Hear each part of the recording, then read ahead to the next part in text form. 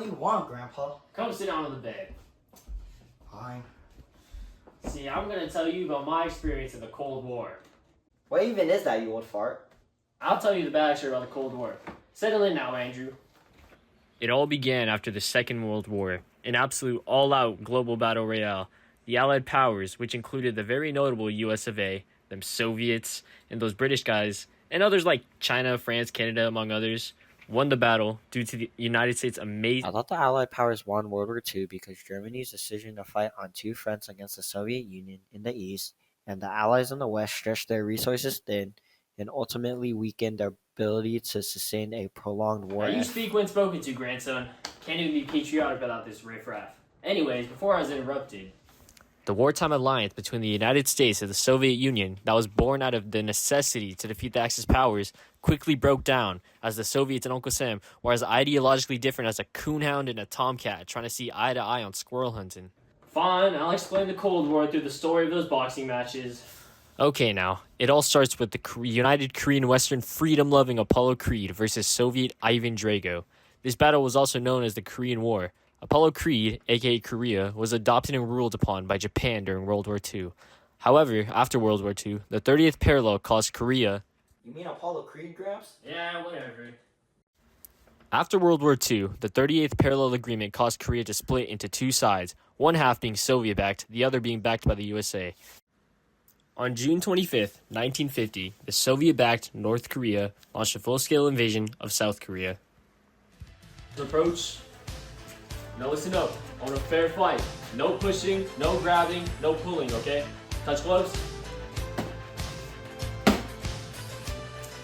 I do this for motherland. For Korea! In the beginning of the battle between the two, Ivan Drago, aka the Communist, were laying down some pretty big hits. Like in July-August 1950, as the North Korean forces make significant advances with capturing Seoul and pushing South Korean forces to the southeastern port city of Busan. But then, South Korean forces pushed northward, driving North Korean forces back across the 38th parallel and advancing deep into North Korea, nearing the border with China. Suddenly, the Ivan Drago, or aka Communists, make a big counteroffensive as Chinese forces intervene on behalf of North Korea, pushing South Korean forces southward, resulting in a retreat to the 38th parallel. Oh! Hey, get away. Go over here. If Korea splits, Korea splits. Winner!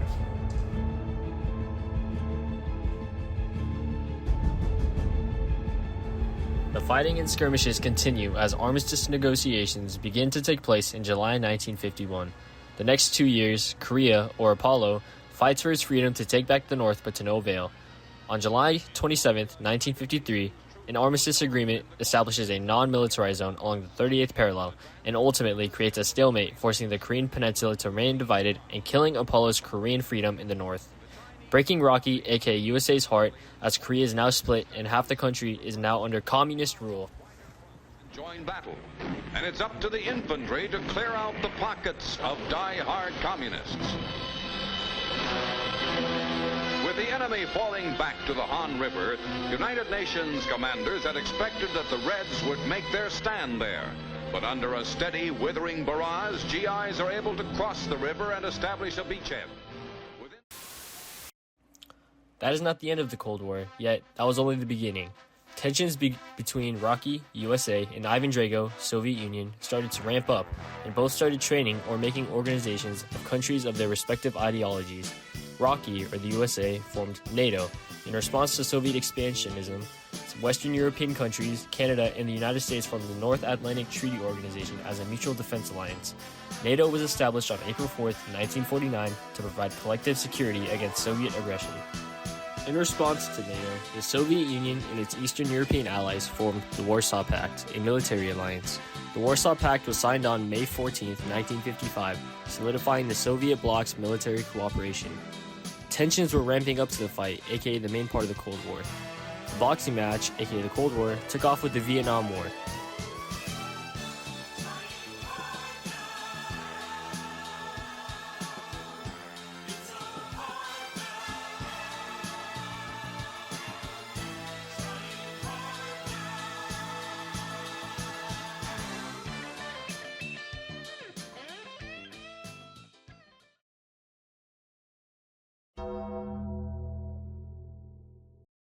In the red corner stands Ivan Drago, embodying the Soviet Union in their support of the Viet Cong and North Vietnam struggle for national liberation and communism.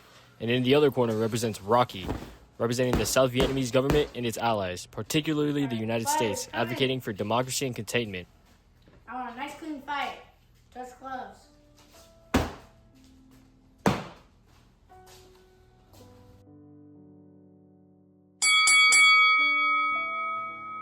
Drago's corner employing guerrilla tactics, surprising Rocky's forces. Despite Rocky's firepower, Drago's resilience persists.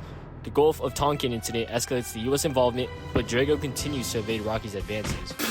With the Tet Offensive, Rocky launches a daring offensive, shaking Drago's confidence. In the final minutes of the first round, Drago's relentless spirit prevails. With the fall of Saigon in 1975, Drago delivered a massive blow, marking the end of the first round of the Cold War.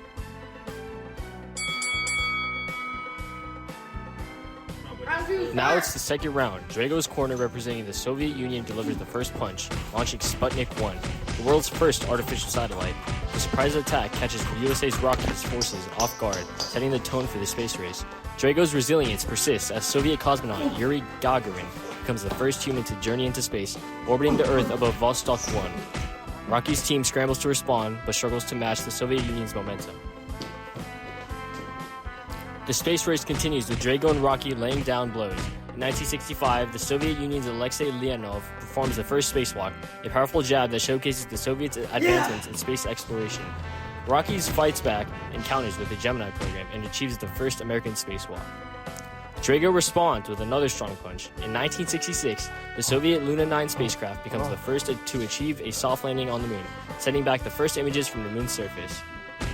Despite facing heavy fire, Rocky's forces score a significant hit with the Apollo 11 mission, landing American astronauts Neil Armstrong and Buzz Aldrin on the moon. The success boosts American and Rocky's morale and signals a shift in the momentum of the space race.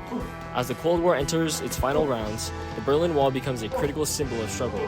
On November 9, 1989, the Berlin Wall falls, delivering a staggering blow to Drago. This symbolizes the collapse of the Soviet influence in Eastern Europe and the beginning of the end of the Soviet Union. Drago tries his best to fight back, but with no avail due to no influence in Europe. Rocky, with the final ultimate punch, the Soviet Union dissolves on December 26, 1991.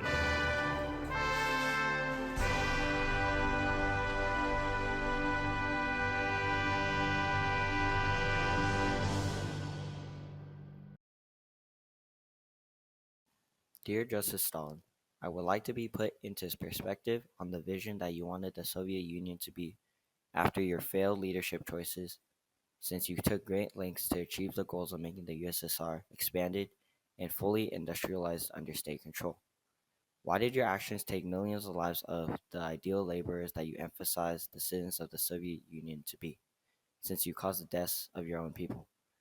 Why was your system of collectivization and farming not able to be scrapped or updated when seen as unfit as a serious economic system?